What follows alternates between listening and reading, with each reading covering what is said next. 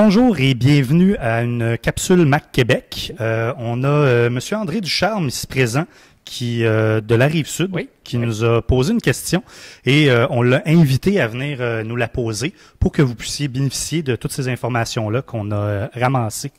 Alors, bonjour, Monsieur Ducharme. Bonjour, ça va bien? Oui, merci. Alors, ma question est très, très simple. Je voyage souvent aux États-Unis. J'ai un iPhone 5 et j'ai besoin d'une solution téléphonique et Internet, données, tout ça. Facile à trouver parce que j'ai essayé et c'est pas simple. Donc, je veux vraiment pouvoir utiliser mon iPhone 5 aux États-Unis de la façon la plus simple possible. Pourquoi ne pas simplement aller aux États-Unis et l'ouvrir, ton téléphone, parce que là, tu tombes dans les frais d'itinérance. Okay. Ils sont nombreux.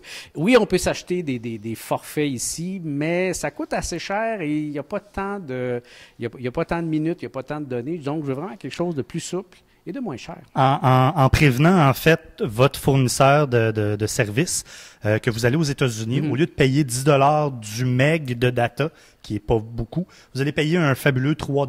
Donc, méga deal, mais une chanson, c'est quand même 9 $ à télécharger, puisqu'une chanson normale, c'est à peu près 3 MB. Donc, tu ouvres la carte Google, puis ça vient de te coûter 6 $. Mettons que si tu veux écouter une partie de hockey à radio, ça peut te coûter cher sur ton téléphone. T'sais. Voilà. Il y a sûrement d'autres façons, d'autres solutions plus simples, moins chères. Effectivement. Voilà. Jusqu'à tout récemment, André, la problématique qu'on avait, c'était que les téléphones étaient barrés, ils étaient emprisonnés, en fait, si on veut, avec les fournisseurs de services.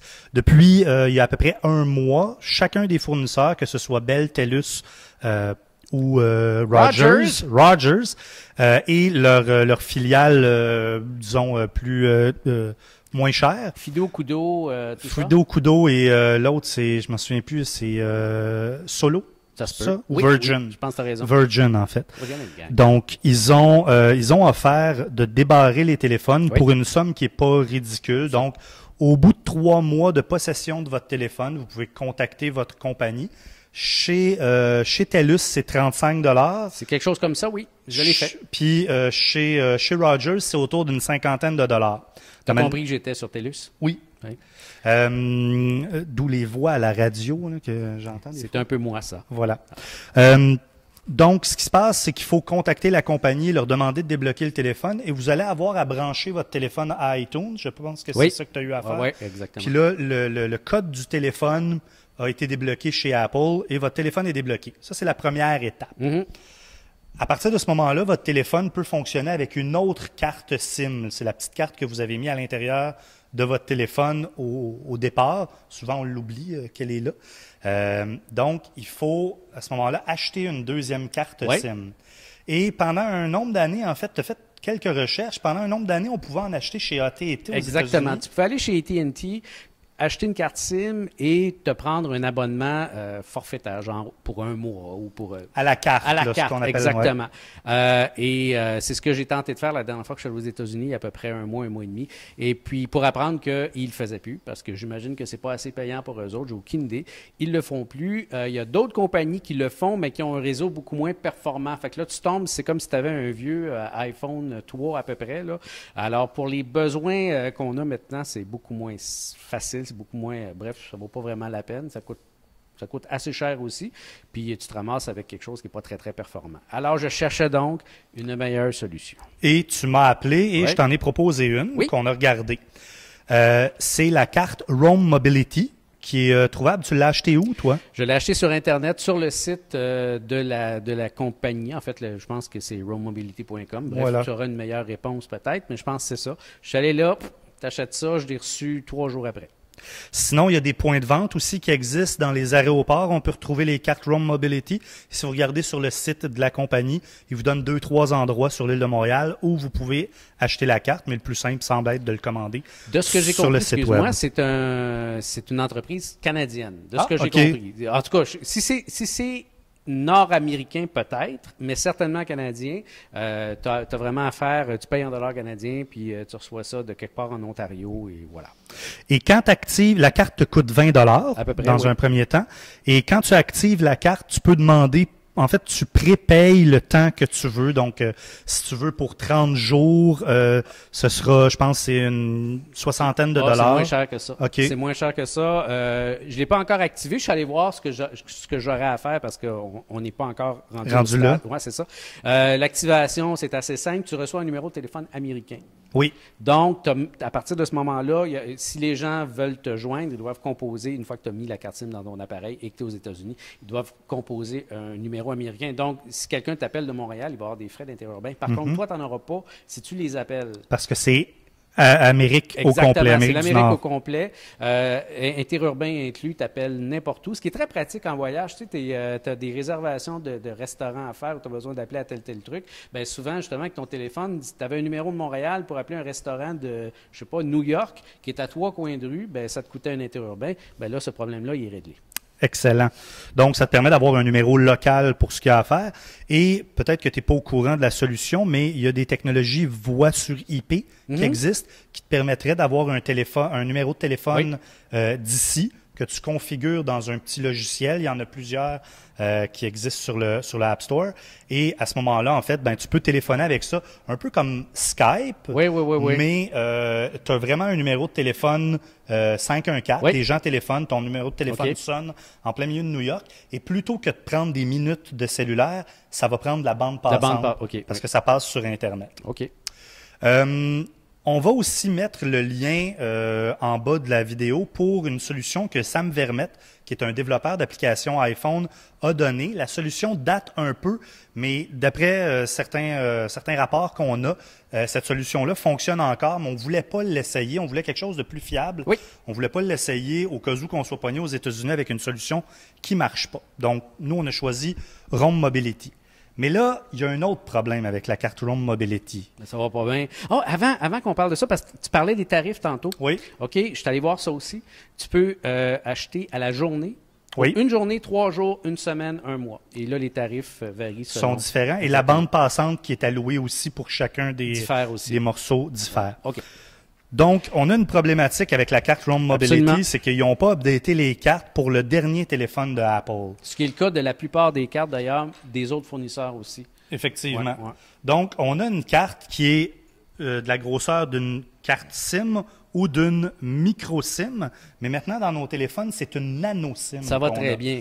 Donc, on est un peu mal pris. Donc, ce qu'on peut faire à ce moment-là, et c'est tout le propos de ce vidéo, c'est de découper la carte, tout simplement, parce qu'en fait, ils s'inventent des standards, mais ces standards-là, c'est juste d'enlever un petit peu de plastique autour de la carte SIM. Parce que c'est ça, on a observé en regardant les différentes cartes que, dans le fond, la partie puce est de la même grosseur partout, finalement. Exactement. C'est juste l'enrobage qui change.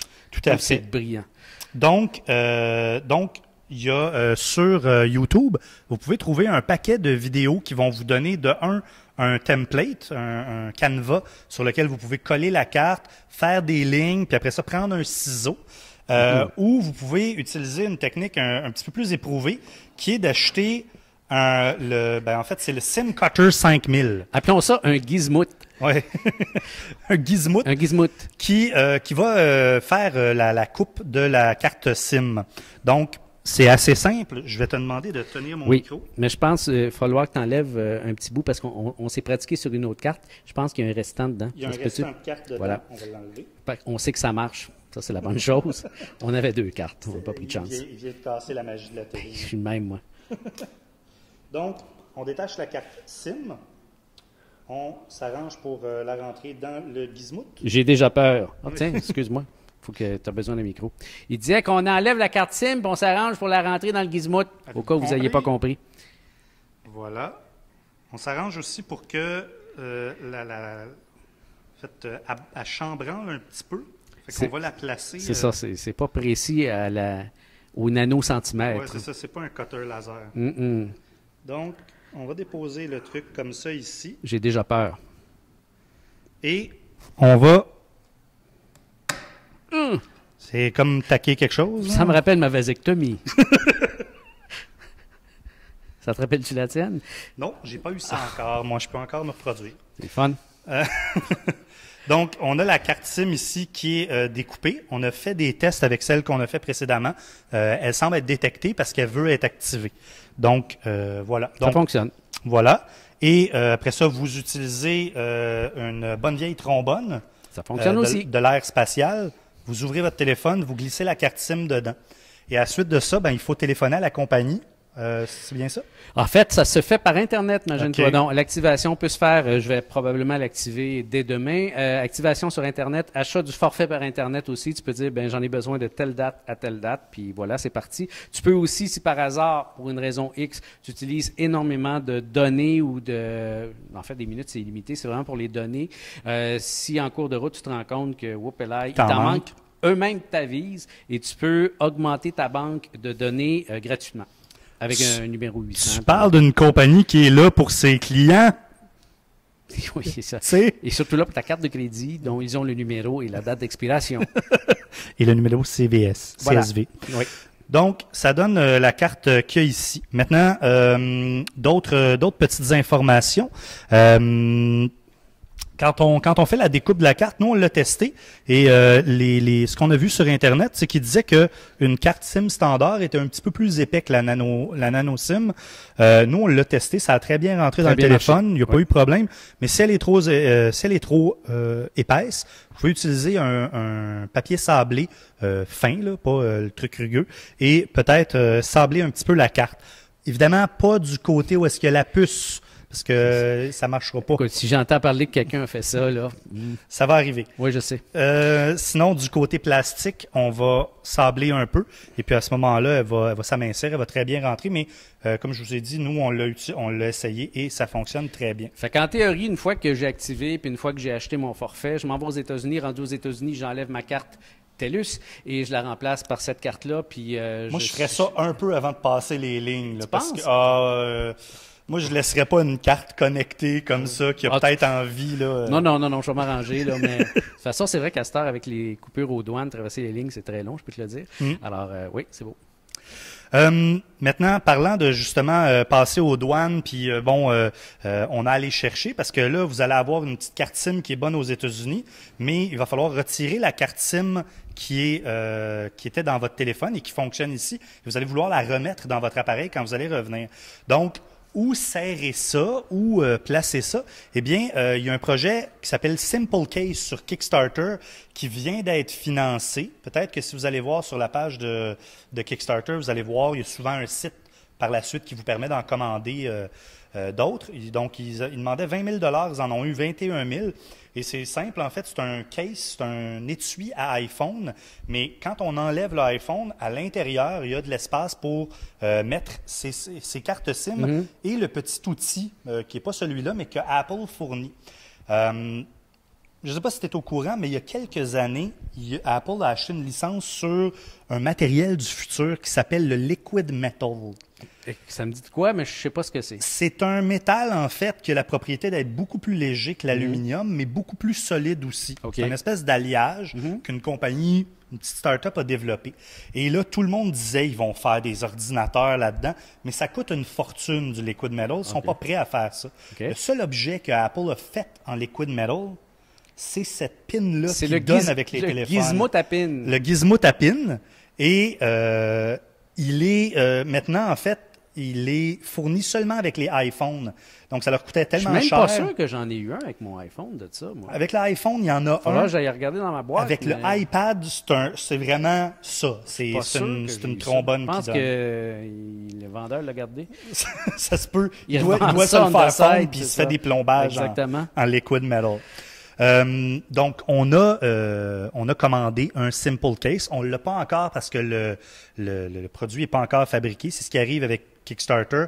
On commande un produit et on l'a un an après quand tout le monde a volé l'idée. Exactement. Mais on a commandé un et on te l'offre. Ah, c'est gentil. Quand il arrivera. Éventuellement.